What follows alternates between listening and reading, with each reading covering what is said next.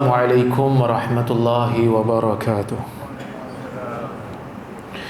Alhamdulillah, nahmaduhu wa nasta'inuhu wa nastaghfiruh wa na'udzu billahi min shururi anfusina wa min sayyiati a'malina. Man yahdihillahu fala mudilla lahu wa man yudlil fala hadiya lahu. Asyhadu an la ilaha illallah wahdahu la syarika lahu wa ashhadu anna Muhammadan abduhu wa rasuluh. Allahumma salli wa sallim ala Muhammad wa ala alihi wa sahbihi ajma'in. Amma ba'd. Terima kasih kepada tuan pengurusi majlis, ahli jawatan kuasa masjid, ustaz-ustaz, tuan guru, hadirin dan hadirat, mukminin dan mukminat yang dirahmati oleh Allah Subhanahu wa taala sekalian. Alhamdulillah, pada malam ini kita dapat bersama-sama berhimpun di dalam kuliah ini untuk kita mengadakan kuliah khas. Sebab kebetulan jadual saya taklah begitu banyak yang kosong. Jadi hari Rabu memang saya akan pusing lah ke masjid-masjid ikut mana yang Jabatan Agama Islam letakkan. So hari ni alhamdulillah dapat di masjid ni, kan? Jadi kita berkuliah di sinilah. Baik. Tuan-tuan dan puan-puan rahmati Allah sekalian, saya nak bacakan satu hadis dan kita ambil manfaat daripada dia. Yang mana hadis ini Al-Imam An-Nawawi rahimahullah meletakkannya di dalam Riyadhus Salihin. Hadis riwayat Muslim. Hadisnya panjang sikit, saya baca sikit, saya terjemahlah. Baik. Kata Al-Imam An-Nawawi rahimahullah, wa an Abi Najih Amr ibn Abasah As-Sulami radhiyallahu anhu qala kuntu wa ana fil jahiliyah adhunnu anna an-nasa ala dhalalah wa annahum laysu ala shay' wahum ya'budun al-awthan. Maksudnya daripada Abu Najih Amr bin Abasah As-Sulami radhiyallahu anhu, seorang sahabat Nabi sallallahu alaihi wasallam yang datang ke Madinah setelah daripada pembukaan ataupun setelah daripada peperangan Khandaq, ya. Dan dia ni selepas daripada Nabi sallallahu alaihi wasallam wafat, dia pindah ke Syam dan dia meninggal di Syam. Dia kata kuntu wa ana fil jahiliyah adhunnu anna an-nasa ala dhalalah. Dulu sewaktu di zaman jahiliyah aku mengetahui, walaupun disebut adhun, menyangka, tetapi kadang-kadang sangkaan ni dia masuk kepada dhan ghalib. Dhan ghalib ni sesuatu yang dipercayai dengan bukti yang kuat. Aku percaya bahawasanya manusia ini berada di atas kesesatan. Maksudnya masa zaman jahiliyah tu dia dah percaya dah manusia ni tak betul. Dia ni jenis orang cerdik lah, kan? Ada jenis manusia dia mengikut je, kan? Dia orang ada, saya dulu tengok satu video, dia orang buat social experiment. Social eksperimen ni, dia buat satu eksperimen dalam satu tempat tu. Dia letakkan ramai orang. Yang ramai-ramai tu semua berpakat sesama dia orang, bila bunyi siren dia, mereka ramai-ramai akan pakat bangun. Bila bunyi siren dia, bangun. Bila bunyi siren dia, bangun. Sebab dia orang ni menunggu dekat klinik, menunggu nak jumpa doktor. Bila bunyi siren, bangun. Jadi ramai-ramai itu dah pakat. Tiba-tiba masuk satu orang yang bukan daripada kalangan dia orang lah. So dia orang nak test orang ni.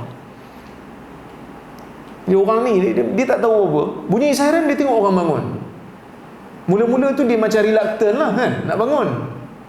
Tapi kenapa orang bangun ni? Tapi sebab semua bangun, aku pun bangun, dia pun bangun. Lepas tu duduk balik. Tuan-tuan ada tengok video? Ke tak ada? Lepas tu bunyi lagi siren, orang pakai bangun, dia pun bangun. Lepas tu semua duduk, dia pun duduk. Seorang masuk jumpa doktor, lepas tu keluar. Bila keluar je bunyi lagi siren, bangun. Dia pun bangun, dah selesa dah bangun. Lama-lama seorang masuk. Last kali bila bunyi siren, orang yang lain semua dah tak ada, dia seorang-seorang pun dia bangun. Orang lain pula masuk juga yang tak ada kaitan, dia ajar orang selepas dia bangun juga. Bila orang tanya, pasal apa bangun? Entah, yang lain tadi semua bangun. Itulah bahayanya manusia mengikut manusia lain tanpa bertanya. Tanpa bertanya. Kalau benda tu berdasarkan kepada, kalau diikut tu orang yang betul, tak apa. Tapi kalau yang diikut tu orang yang merapu, kira merapu lah.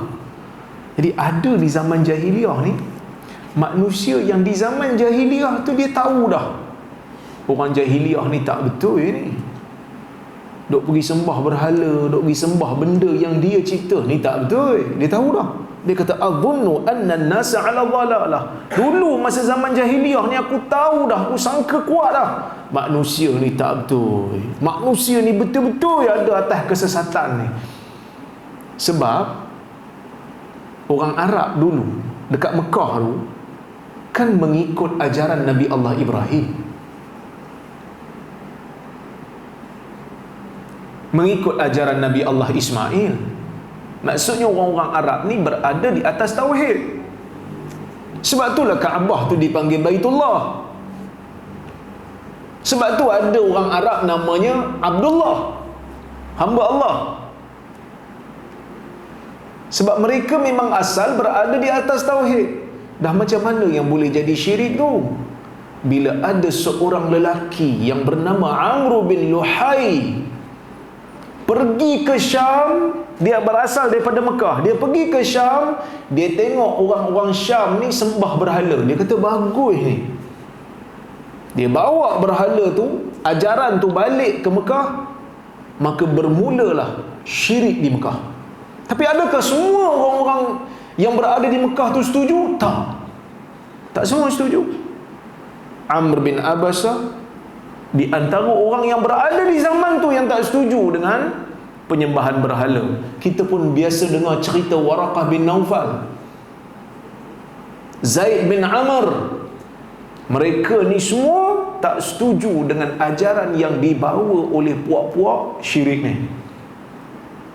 Maka dia kata apa? Wa annahum laisu ala syai', dan aku mempunyai sangkaan yang kuat, mereka ni berada di atas perkara yang tak memberikan mereka manfaat. Wa annahum laisu ala syai', maksudnya mereka ni tak ada apa-apa. Mereka pegang satu ajaran yang langsung tak beri manfaat pada mereka. Wa hum ya'buduna al-awthan, mereka menyembah berhala-berhala. Bukan sekadar satu berhala mereka sembah. Bahkan kalau kita baca kitab-kitab sirah, 360 jenis berhala yang ada dekat Kaabah. Okay. Fasami'tu bi rajulin bi Makkah yukhbiru akhbara. Kata Amr, tiba-tiba saya terdengar tentang seorang lelaki yang berada di Mekah, yukhbiru akhbara, yang membawa khabar-khabar, yang membawa cerita-cerita. Ini penting ni. Apa yang penting? Yang penting kita ni kena gunakan segala panca indera kita untuk dapatkan tasawur yang sebenar. Tu kata al-hukmu ala syai' far'un an tasawwurihi, kan? Ini kaedah, ataupun kita kata orang belajar fiqh dia tahulah. Al-hukmu ala syai', memberi hukum kepada sesuatu, far'un an tasawwurihi, satu cabang daripada gambaran keseluruhan. Jadi sebelum nak hukum, kena dapat gambaran dulu. Suratul masalah kita panggil.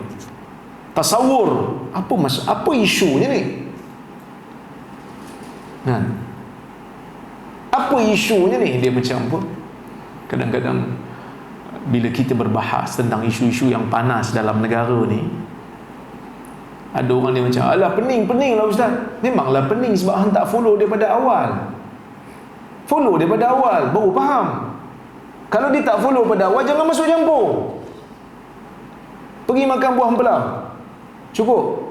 Tapi dia nak masuk kat tengah-tengah, lepas tu dia pening. Ni tak betul. Contoh yang lain, kadang-kadang ada juga bila kita duk bahas tentang isu hu dan ah kan, mereka kata mereka ni orang nak berzikir pun mereka tak bagi. Bukan masalah zikir tu, bukan masalah semangat nak zikir tu bagus. Kita nak tanya hu dan ah tu betul ke Tuhan suka? Itu aja kan? Bukan kita nak menentang yang berzikir tu. Berzikir ni benda yang kita pun suruh buat. Tadi tuan-tuan pakai berzikir, walaupun orang kata perleh ni malas zikir. Saya tengok tadi lepas solat, pakak kau duduk berzikir, ikut okey je. Macam-macam dia pun duk kata kat perleh. Saya dah boleh kata kat apa, dia dah boleh backup dah perleh ni, sebab saya duduk sini. Saya tengok lepas solat tak ada pun pakak bangun, kecuali yang nak pergi toilet tu bangun lah. Takkan kita nak suruh dia duduk sini kan, jenuh pula kan, basah pula kapet ni kan, terbabas kan. Tapi orang lain dia elok je apa berzikir. Tapi kita kata nak berzikir tu biar berzikir seperti mana yang Nabi SAW ajar. Berarti salah ke sebut benda ni harus. Kalau harus, dia bukan zikir lah. Zikir ni benda yang kita nak dapat pahala. Dia kata harus. Memanglah harus. Kalau harus ni maksudnya dia bukanlah ibadat. Harus mandi, kecuali mandi yang sahaja aku mandi itulah. Kalau mandi sahaja, dia tak jadi ibadat. Mandi maksudnya memang mandi, panas sangat aku mandi lah, yang tu dia tak jadi ibadat kan. Jadi itu suratul masalah. So kena tengok apa sebenarnya yang menjadi masalah. Okey, baik. Dengar dulu.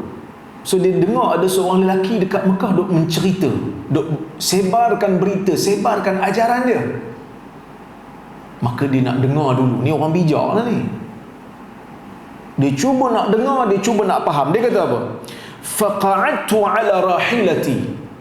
Lalu aku pun duduk di atas kenderaan aku. Aku duduk di atas tunggangan aku. Aku bawa haiwan tunggangan aku, aku naik atas dia. Fatalattaftu hatta dakhaltu alaihi bi Makkah. Aku pun slow-slow aku pergi jumpa dia, sehingga aku masuk jumpa dia dekat Mekah. Siapa tu? Rasulullah sallallahu alaihi wasallam. Maka dia kata apa? Fa idza Rasulullah faqadimtu alaihi, dia kata faqadimtu alaihi fa idza Rasulullah sallallahu alaihi wasallam mustakhfiya juraw alaihi qaumuh. Rupanya yang dekat Mekah tu, lelaki yang duk sebarkan berita-berita ajaran-ajaran ni, dia adalah Rasulullah sallallahu alaihi wasallam, yang mana pada ketika tu Nabi sallallahu alaihi wasallam berada dalam keadaan dakwah dia tu bersembunyi. Jurau alaihi qaumuh, yang mana pada waktu tu kaum yang berada di Mekah, Quraisy yang tak ikut dia tu sangat menguasai pemerintahan di Mekah. Orang lain duk tak takut dengan dia lah. Boleh membahayakan pengikut-pengikut Nabi Muhammad sallallahu alaihi wasallam. Maksud pada waktu tu Islam ni masih belum dominan lagi lah. Kira masih lagi berada dalam keadaan awal-awal dakwah. Fatalattaftu hatta dakhaltu alaihi bi Makkah. Lagi aku pun slow-slow aku pergi masuk jumpa dia. Faqultu lahu ma anta. Lalu aku bercakap dengan Nabi ni, aku bercakap dengan orang yang mengaku diri dia Rasul ni. Ma anta. Siapa yang belajar bahasa Arab dia tahu lah kan? Biasa kita nak tanya orang siapa awak, kita tak kata ma anta, kita tak kata man anta. Tapi siapa dia pergi tanya ma anta? Kalau tuan-tuan tengok sebahagian daripada kitab syuruh, para ulama menghuraikan, dia kata dia bukan nak tahu Nabi itu siapa nama, sebab dia dah tahu dah. Dia nak tanya, kau ni sebenarnya apa? Maksudnya apa sifat kau? Ma anta, apakah engkau? Maksudnya apa sifat kau? Sebab tu Nabi SAW bila tahu je soalan tu, dia faham tu kan? Dia kata ana Nabi. Dia tak kata ana Muhammad. Dia kata ana Nabi, aku adalah Nabi. Qultu wa ma nabi? Aku bertanya kepada dia, Nabi itu apa? Nabi itu apa? Ini menunjukkan orang ni betul-betul nak faham. Ya. Qala arsalani Allah. Allah hantar aku. Allah yang hantar aku. Qultu wa bi ayyi syai'in arsalak? Dia tanya, dengan apa yang Allah Ta'ala utuskan kau ni? Yang Allah Ta'ala utuskan kau ni, disuruh kau bawa apa? Engkau sampaikan apa? Maka Nabi SAW menjawab, arsalani bisilatil arham wa kasril awthan wa ayyuhadallah la yushraku bihi syai'. Nabi SAW bagi tahu kepada yang bertanya ni, Allah menghantar aku untuk aku hubungkan hubungan silaturahim, untuk aku menghancurkan berhala, untuk ditauhidkan Allah dan tidak dilakukan syirik kepada Allah itu dengan sesuatu. Jangan ada sesuatu pun dikata dia ni sebanding dengan Allah, tak boleh. Inilah ajaran Islam di peringkat awal,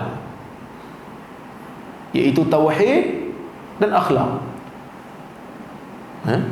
Sebab tu kita pun orang yang mengaji sunnah, yang suka sunnah, yang cinta sunnah, akhlak kena bagi elok. Jangan duk kata sunnah tapi akhlak tak sunnah, duk maki orang. Jangan. Tadi ada satu sahabat saya, dia bagi satu gambar kat saya. Gambar tu gambar saya. Sebelum saya download tu kan kita boleh nampak tapi kabur kan, sebelum kita tekan download tu dekat WhatsApp. Kalau saya punya WhatsApp lah, saya tak nak auto download.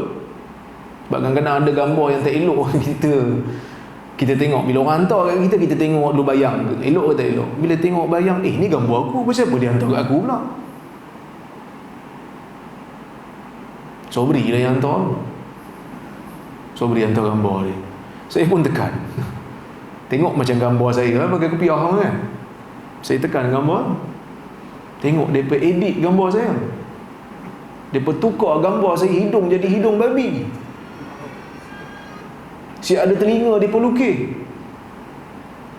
Saya kata teruknya perangai. Siapa punya kerja ni? Saya tak adalah sedih. Saya macam teruknya perangai. Siapa punya kerja ni? Dia kata siapa lagi doktor puak-puak tu lah. Saya kata la haula wala quwwata illa billah. Tuan-tuan, ni satu benda, kita nak pertahankan benda yang kita kata harus tu, sampai kita duk maki orang buat benda haram ni pasal apa? Dia sama macam kaedah nak pergi cium Hajar Aswad yang sunat, tapi demi nak pergi cium Hajar Aswad, pergi tumbuk orang. Tumbuk orang tu haram. Nak pergi dapat benda sunat, prioriti tak ada. Kita tak reti mana satu yang lebih utama daripada yang lain. Beza macam mana pun kita kena ada satu, kita panggil apa, red line. Yang ni jangan cabul lah, yang ni jangan langgar. Sebab yang ni kalau buat memang dosa. Maki orang ni Nabi SAW tak pernah approve. Duk pergi edit muka orang dengan benda-benda yang tak elok, ni benda yang tak betul. Jadi sebab tu saya pesan pada diri saya dan kita semua, jangan duk buat perangai ni. Kita tak setuju, kita berhujah secara ilmiah. Kan? Orang yang tak setuju dengan saya yakin dan percaya mereka anggap apa yang mereka buat betul. Mereka anggap saya tak betul. Tapi nak membetulkan saya, kena berhujah lah. Bukan pergi lukis muka saya jadi babi. Walaupun ada orang panggil kita ni wahabi kan, tapi itu bukan akhlak Muslim. Itu bukan akhlak Islam. Kita bersaudara orang Islam ni, Jadi sebab itu saya pesan banyak kali, puak-puak yang sayang sunnah, jangan duk buat perangai ni. Ini bukan akhlak Islam. Kalau duk buat tuan-tuan, yang kena jawab bukan tuan-tuan, yang kena jawab Datuk Mufti dengan saya. Siapa lagi Wahabi kat Malaysia ni? Yang dituduh Wahabi lah, kami bukan Wahabi kan. Kami lah berdua kena jawab. Tah mana budak duk pergi kapirkan orang kan, tengok gambar, ada pula gambar dengan saya tak kenal dia. Dia kata, jangan, kau mengakulah Rora, kau kenal dia ni, ada gambar sama. Tuan-tuan, bergambar dengan saya ni ramai orang. Tengok gambar rupanya dekat perkampungan sunnah. Tahun bila pun saya tak tahu. Perkampungan sunnah kan, ribu orang datang. Orang nak tangkap gambar dengan saya, mana saya kenal dia? Tapi dia kapirkan orang, saya yang kena jawab.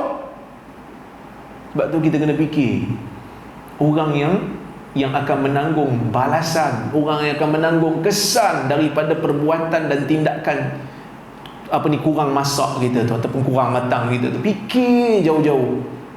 Memang kadang-kadang puas hati, aku boleh kapirkan dia, tapi kesan dia tu, kesan daripada orang lain, jenuh kita nak beritahu kepada orang. Kita bukan jenis takfiri, kita bukan jenis suka kapirkan orang, melainkan dengan bukti dan ditegakkan hujah. Sebab tu saya tulis, saya kata berlepas diri, saya tak mau, ini bukan kerja kita. Ini bukan kerja kita nak kapirkan orang, melainkan datangkan bukti, hujah dulu. Benda ni kena fikir, benda ni kena hati-hati. Baik. Kemudian dia tanya kepada Nabi, Amr tanya kepada Nabi, dia kata, faman ma'aka ala hadha, siapa lagi yang ikut engkau berpegang dengan ajaran ni? Engkau duk sebut tadi ni, duk jaga akhlak, jaga silaturahim, pecahkan penyembahan kepada berhala, tauhidkan Allah, jangan melakukan syirik. Siapa yang ikut?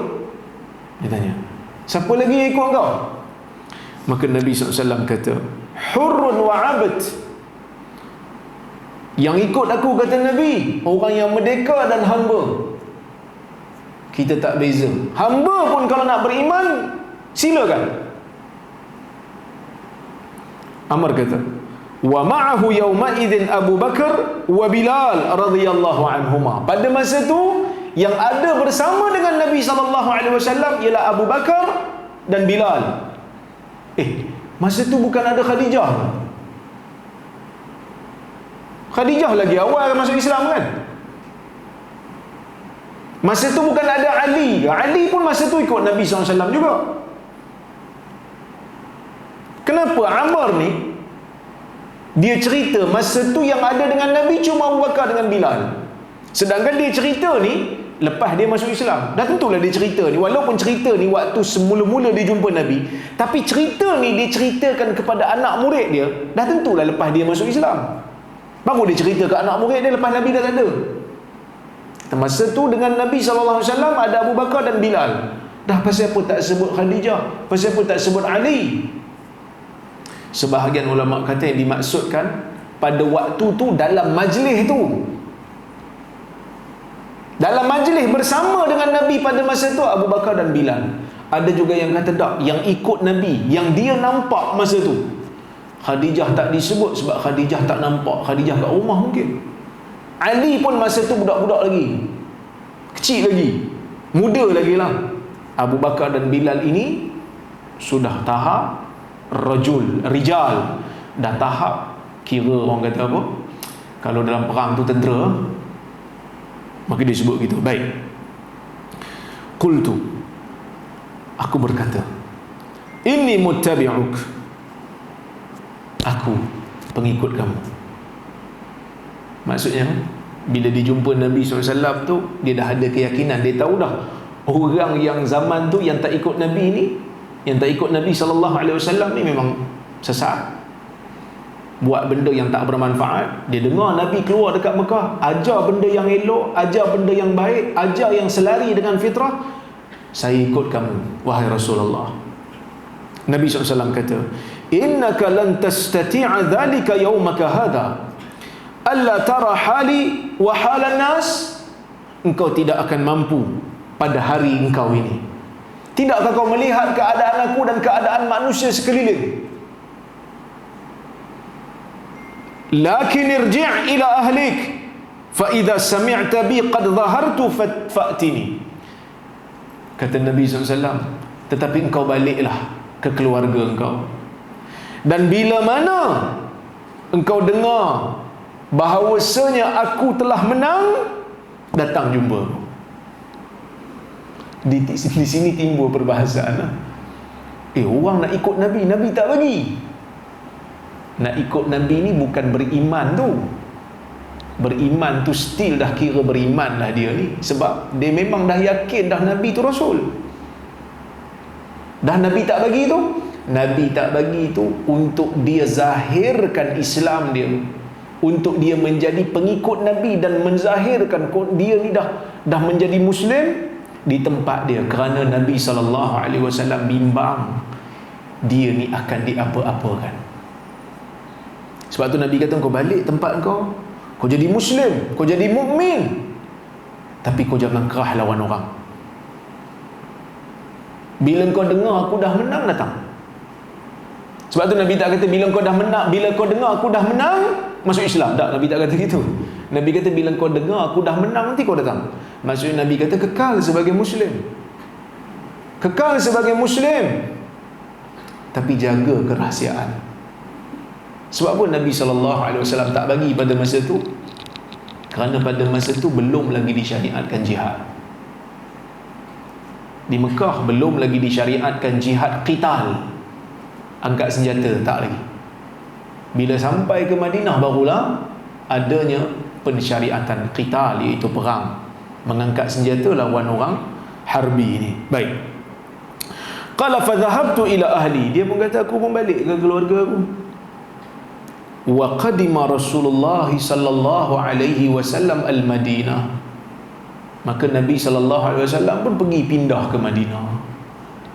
Maksudnya bila dia balik ke kampung dia masih lagi follow lah berita Nabi ni. Dia tengok Nabi dah pindah ke Madinah dah. Wa kuntu fi ahli, dalam keadaan tu aku bersama dengan keluargaku. Faja'altu atakhabbarul akhbar, dan aku melihat, aku mencari-cari khabar, ataupun dalam bahasa kita ni kita kata aku merisik khabar. Cari khabar tentang Nabi SAW. Dah menang ke belum? Dah menang ke belum? Sebab jiwa dia memang nak ikut bersama dalam perjuangan dengan Nabi SAW. Wa as'alun nasa hina qadimal Madinah, dan aku pun bertanya kepada manusia ketika mana Nabi SAW sampai dekat Madinah ni. Aku tanya manusia, hatta qadima nafarun min ahli Madinah, sehingga datang beberapa orang daripada penduduk Madinah. Faqultu, ya, aku mengatakan, ma fa'ala hadha ar-rajul alladhi qadima al-Madinah. Sehingga datang beberapa orang daripada kalangan ahli keluargaku ke Madinah. Dia orang pergi tengok Madinah, ya.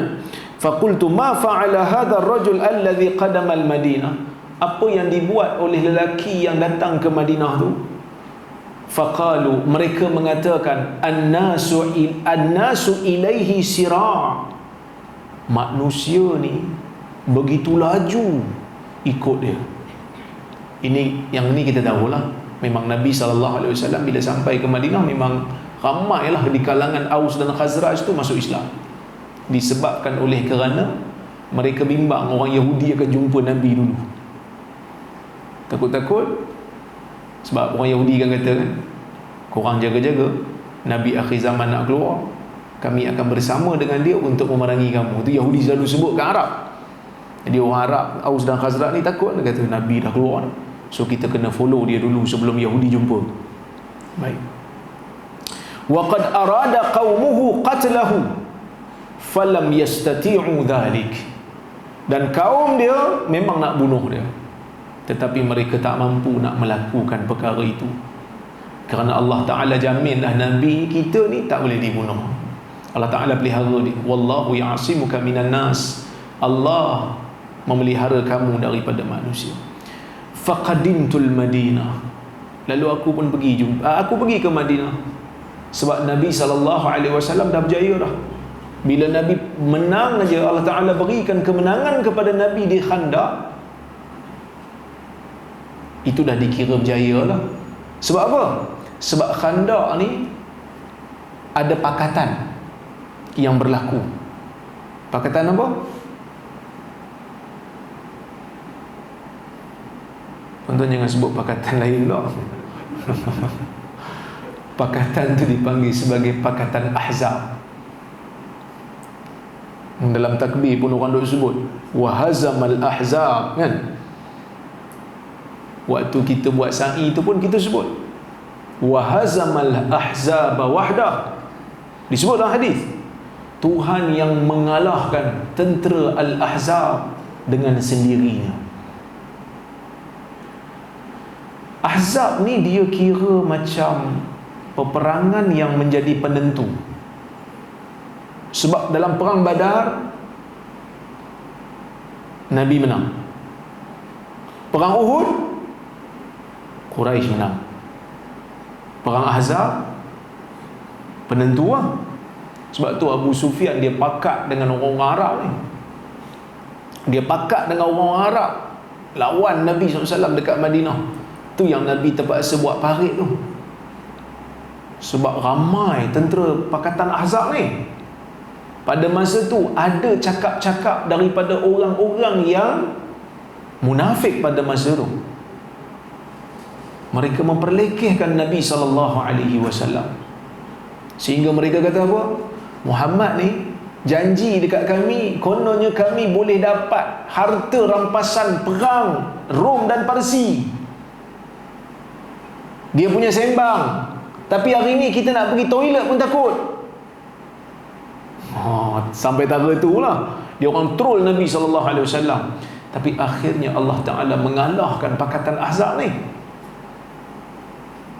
Ia memberikan satu keaiban yang besar kepada Quraisy dan orang-orang Arab yang memerangi Nabi SAW pada masa itu. Jadi sebab tu bila lepas daripada perang Khandaq tu, dia datang jumpa Nabi SAW. Faqadimtul Madinah fadakhaltu alaih. Aku pun pergi Madinah.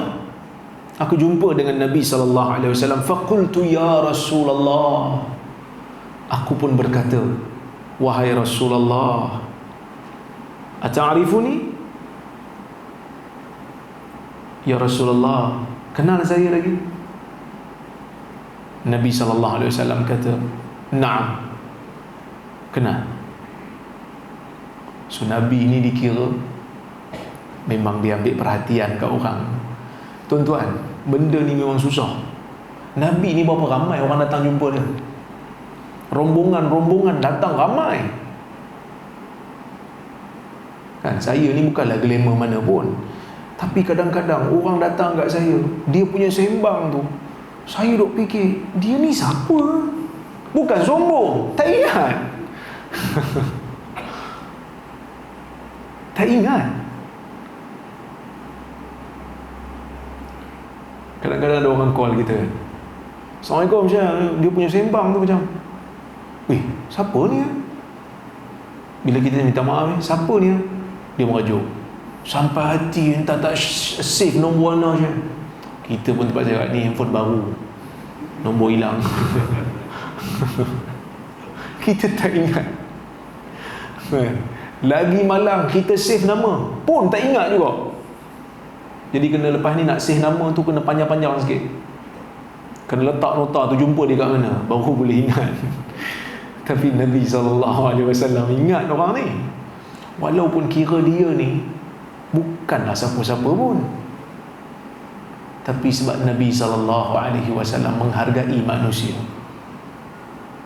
Walaupun Nabi nampak dia ni tak mampu, kan? Dalam dakwah ni manusia dia bukan satu level. Bukan semua orang macam Umar. Tu yang Syekh Buti dok bahas dalam fiqh sirah tu. Walaupun riwayat ni dhaif, tapi ulama sirah duk bincang, ambil manfaat. Dia kata Umar waktu dia pergi hijrah, dia pergi terang-terang.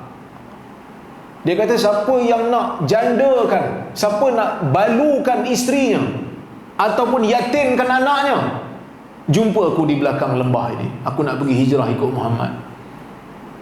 Tapi tak ada siapa berani ya. Sebab Umar yang cakap. Tapi bila kita tengok dalam sejarah Nabi SAW dengan Abu Bakar, Nabi pergi senyap-senyap ke terang-terang? Nabi pergi senyap-senyap. Nabi duduk dalam gua Sur. Nabi terpaksa panggil Amir bin Fuhairah, lalukan kambing tempat Nabi lalu. Sebab Quraisy ni dia boleh tengok kesan tapak kaki dia pasir tu, dia tahu siapa punya. Hebat ni Quraisy ni.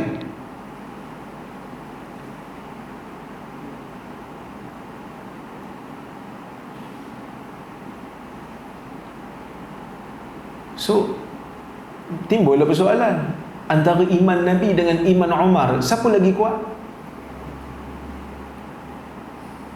Dah tentulah iman Nabi, takkanlah iman Umar lagi kuat. Tu satu.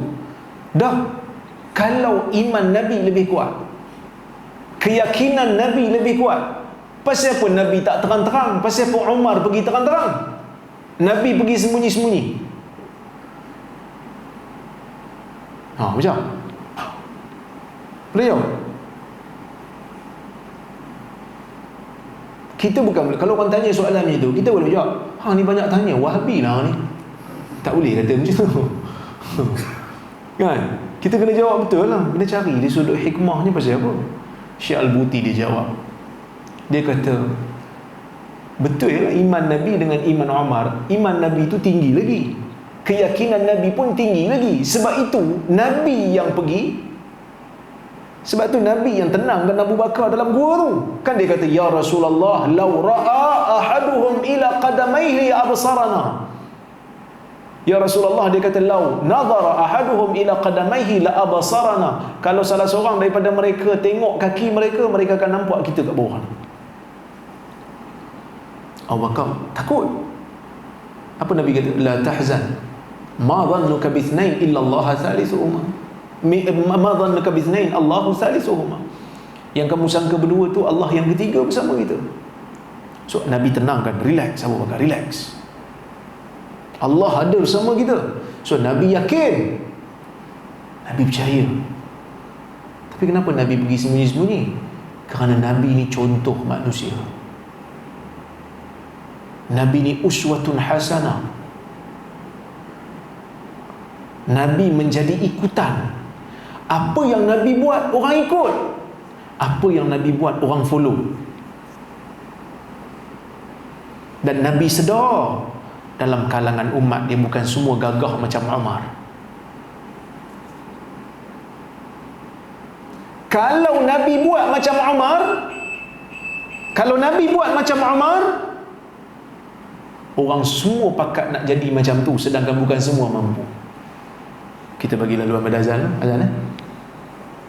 Lepas tu kita boleh buka sesi soal jawab insya-Allah. Lagi sebelum saya buka sesi soal jawab lah, ni dia pun dah ada soalan dah ni. Dia pun duk tulis. Okey. Maka Nabi tak buat macam Umar tu. Nabi SAW tak buat macam Umar tu sebab Nabi tahulah umat dia bukan semua gagah macam Umar tu. Jadi kalau Nabi buat, orang semua bakal nak tiru. Kan? Jadi dia tak buat lah. Walaupun Nabi SAW tu sebenarnya berani lagi lah. Baik. So Nabi kenal lah dia. Dia tanya pada Nabi, ata'arifuni? Ya Rasulullah, engkau kenal tak aku? Nabi kata, na'am. Nabi kata, ya. Anta alladhi laqitani bi Makkah. Engkau lah yang jumpa aku dekat Makkah dulu. So Nabi ni tuan-tuan, ini pun kita kena ambil manfaat juga lah untuk diri kita Dalam dakwah ni manusia tak ada kemampuan yang sama. Ada yang boleh buat banyak benda dalam agama ni lah. Ada yang boleh buat sikit. Ada yang memang tak boleh buat apa. Kan? Tapi dia tetap Muslim. Kita kena hargai manusia. Kerana kita tak tahu akan datang jadi apa kat dia.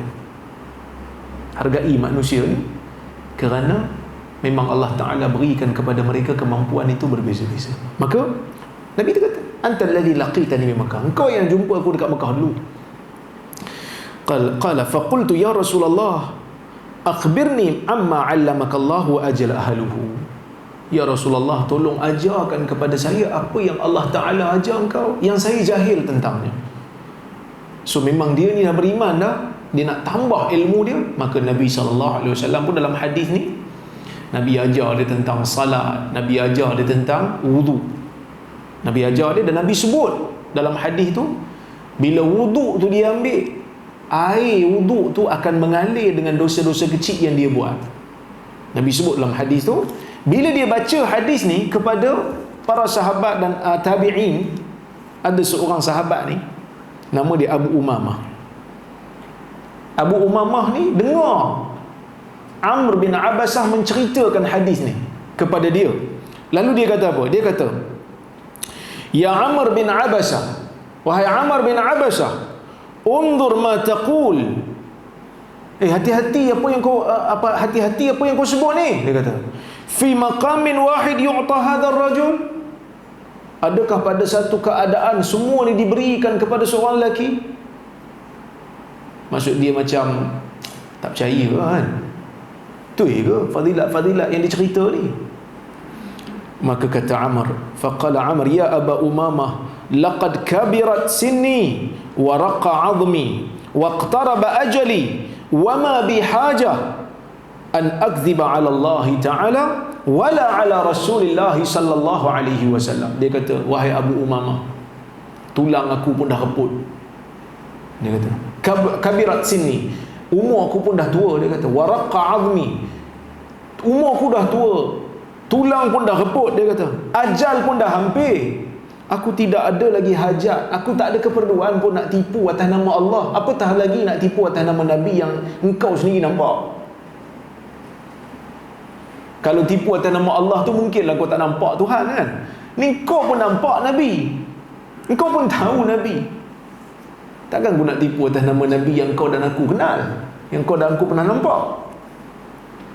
Maka dia kata, lau lam asma'hu min Rasulullah SAW illa marratan aw marratain aw thalatha hatta adda 7 marrat ma haddastu abada bihi walakinni sami'tuhu akthara min zalik. Dia kata, kalaulah tidak kerana aku dengar sekali, 2 kali, 3 kali, 4 kali sampai 7 kali dia sebut, aku takkan sebut hadis ni pada engkau selama-lamanya. Tapi aku dengar hadis ni pada Nabi SAW lebih daripada 7 kali aku dengar hadis Nabi sebut tentang kelebihan fadilat ibadat, terutamanya wudu, akan menggugurkan dosa-dosa kecil yang dilakukan sebelum daripada orang tu mengambil wudu.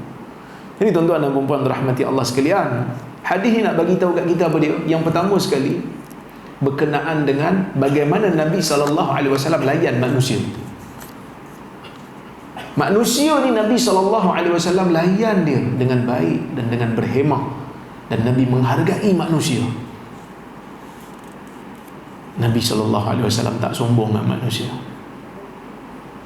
Besar mana pun dia, kecil mana pun kedudukan dia, dia adalah manusia, dia adalah mukmin. Kita kena layan dia sebagai seorang mukmin, hargai dia. Ada benda-benda yang baik yang ada dalam dia, dalam jasad dia, yang boleh membantu agama ni. At least dia ada semangat, itu cukup. Itu pertama. Yang kedua, Nabi SAW ajar kita tentang konsep sangka baik dengan Allah. Waktu Nabi SAW punya dakwah tak berani dizahirkan sebab kaum dia sangat menguasai. Nabi tetap bila jumpa dengan orang yang percaya dengan dia, kita akan menang. Kita akan menang. Nanti bila kita menang, kau datang. Kita pun sama juga. Kadang-kadang perjuangan nak memartabatkan hadis Nabi, nak memartabatkan sunnah Nabi SAW ni bukan senang.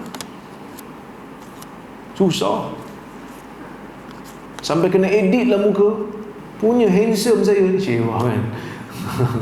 Tanya kat isteri saya handsome lah. Tanya kat tuan-tuan, ya ke Ustaz? Macam tak percaya je. Sebab tuan-tuan lelaki kan. Tapi nak bagi tahu, muka saya pun kena edit. Padahal kita tak maki orang pun. Kita nak kata amal sunnah pun orang marah kau. Susah. Perjuangan tu susah, tapi kena ada sangka baik dengan Allah. Apa dia? Perjuangan ni akan menang. Walaupun walaupun kemenangan itu bukan di atas tangan kita,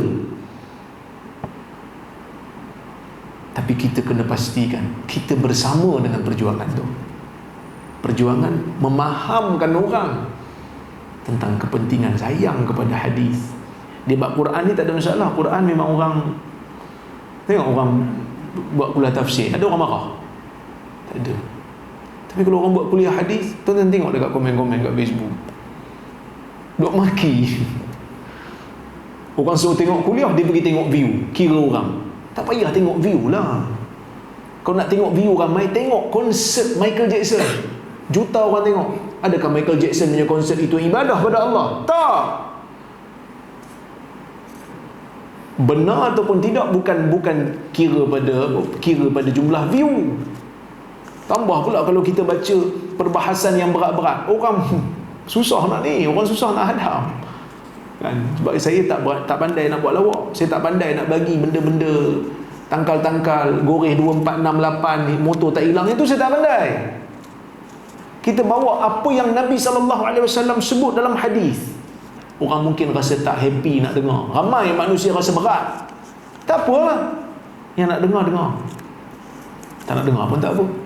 Sebab kalau itu jadi ukuran, puak-puak yang tengok view ni, kalau dia hidup zaman Amr ni, dia pun tak ikut Nabi SAW. Dia geng Abu Jahal mungkin. Sebab ramai view Abu Jahal. Nabi berapa orang je? Bilal, Abu Bakar yang ikut dia. Kita bukan ikut bilangan, kita ikut hujjah. Ma qala Allah wa ma qala Rasul. Itu yang kedua. Yang ketiga, tuan-tuan, hadis ni min a'lam, ataupun kita kata min dalailin nubuwah.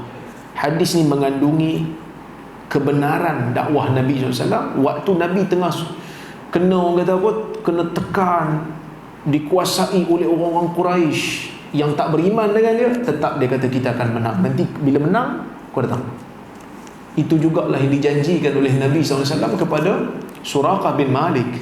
Ketika mana Suraqah pergi kejar dia, tak beriman dengan dia, Nabi janji dengan Suraqah satu hari nanti Islam akan menang.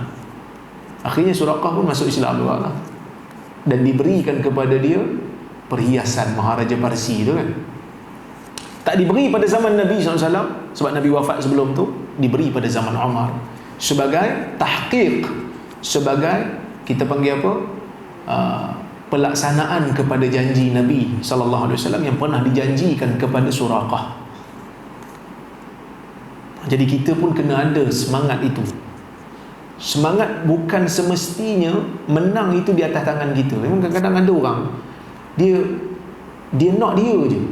Kalau benda betul itu bukan datang daripada geng dia, dia tak boleh terima. Itu tak betul. Itu tak betul. Menang tu datang bukan daripada geng dia, dia tak boleh terima. Padahal sama-sama NGO Islam, tapi dia gaduh sama sendiri. Itu tak betul. Takut-takut kita terkena talbisu iblis, belitan iblis. Jadi tuan-tuan, mudah-mudahan Allah Subhanahu Wa Taala memberikan kita hidayah, sentiasa membimbing kita ke atas jalan kebenaran, insya-Allah. Ini ada soalan. Siapa ada soalan lagi boleh bagi kalau ada kertas. Apa pandangan Ustaz tentang golongan Madkhali? Adakah mereka benar-benar ekstremis dan suka mengkafirkan orang yang tidak sealiran dengan mereka seperti yang digembar-gemburkan? Madkhali ni dia ada satu aliran ataupun kita kata pemikiran ataupun pengikut kepada Syekh Rabi' Al-Madkhali. Syekh Rabi' ni memang adalah kadang-kadang bila kita dengar ataupun kita hadir kuliah dia tu, dia ditanya berkenaan dengan orang ni dan orang tu, berkenaan dengan orang ni dengan orang tu macam mana, dia akan kritik lah kalau ada dia tahu. Benda ni lah yang menimbulkan ketidakselesaan sebahagian masyaikh terutamanya di Saudi. Sehingga kan kalau tak silap, siapa ada seorang ulama Saudi, saya lupa, masa Syekh Muhsin Abbad lah, dia tulis Rifqan Ahli Sunnah bi Ahli Sunnah. Ni Ustaz Syahifuddin tahu lah. Syekh Bakar ke tulis ke Syekh ni? Lupa lah. Bakar Abu Zaid, Syekh Bakar Abu Zaid, dia tulis Rifqan Ahli Sunnah bi Ahli Sunnah kan. nak memberikan nasihat kepada sebahagian pencinta-pencinta sunnah ni supaya agak lunak dengan sesama ahli sunnah yang sayang pada sunnah ni. Saya tak ada masalah lah dengan Syekh Rabi' Al-Madkhali ni, sebab saya pun jarang baca penulisan dia, melainkan saya baca buku yang dia tahqiq lah. Sebahagian dalam hadis tu ada yang dia tahqiq. Cuma saya nampak kecenderungan sebahagian daripada penuntut ni, saya sebut umum ya, sebahagian daripada penuntut ilmu ni kadang-kadang dia tak boleh terima manusia ni ada kelemahan. Itu problem dia. Dia kalau boleh nak semua manusia sama dengan dia. Kadang-kadang ada jenis macam tu. Benda-benda yang kita boleh beza pun dia jadikan itu sebagai parameter. Salafi tak salafi. Saya ni confirm lah bukan salafi. Tengok dia kata pakai seluar pun bawah buku lali, confirm bukan salafi. Padahal benda tu fiqah ya. Kan? Benda tu benda fiqah, bukan benda akidah pun. Janggut pendek, ini bukan salafi.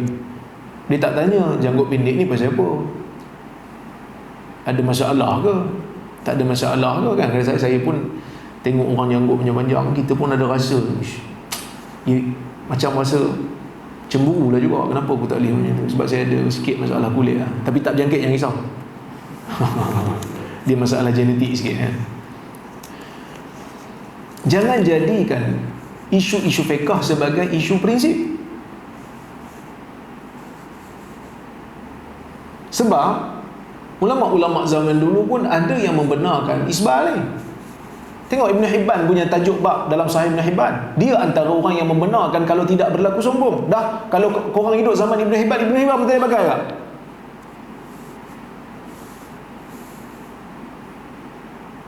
Ada satu kaul dalam mazhab Hanafi pun sama, dia sebut kalau tak ada sombong boleh. So kalau ikut zaman, kalau korang hidup zaman tu, antum hidup zaman tu, adakah mazhab Hanafi pun nak ditahzirkan? Kita boleh tahzir orang, tapi bukan di atas isu ijtihadiyah. Atas isu yang betul-betul lah kita tahzir. Kalau kita tengok dok merapu, dok bincang benda khurafat, kita dah tegur tak nak betulkan, dan kita tahzir. Tapi kalau isu-isu yang berkaitan dengan ijtihad, orang tu ada silap. Silap ni, perawi Imam Malik pun ada orang himpunkan kesilapan dia dalam riwayatkan hadis. Bukan nak hina Imam Malik, tapi nak bagi tahu Imam Malik ni najm. Idza dzukira al-ulama fa Malikun najm. Kalau disebutkan nama-nama ulama, Imam Malik ni kira bintang tinggi, bercahaya, orang nampak, orang jadikan panduan kalau nak musafir tengah malam. Tapi siapa orang himpunkan kesalahan dia dalam hadis supaya nak bagi tahu Malik ni tokoh besar, tapi yang ni dia silap, apa jangan ikut dia, yang ni ada silap dalam riwayat. Adakah kalau Imam Malik hidup zaman ni kita nak tahzir juga Imam Malik? Kami buat program semalam, ada seorang hamba Allah datang kat saya, jumpa, sembang lama jugalah. Sampai pasal isu ni macam tahu-tahu je kan. Kita di Perlis ni, kita open. Siapa nak datang sini, nak berdialog, nak berbahas, open. Dan saya nampak orang-orang Perlis pun open minded. Dulu kan ada saudara kita Nordrus datang, kita berdialog sekali atas satu isu yang kita rasa kita kena lawan sama-sama. Itu isu batiniyah, isu khurafat, isu benda-benda batil yang disebar dalam meja, di atas meja kuliah. Sebahagian daripada sahabat kita dok kritik, padahal kita dalam majlis tu kita sama-sama ada satu benda yang kita nak bantras, yang lagi bahaya. Tapi kawan-kawan kita ni lunturkan serangan itu, hujah-hujah ilmiah tu, dengan pergi serang pula kawan kita yang dok serang batiniyah tu.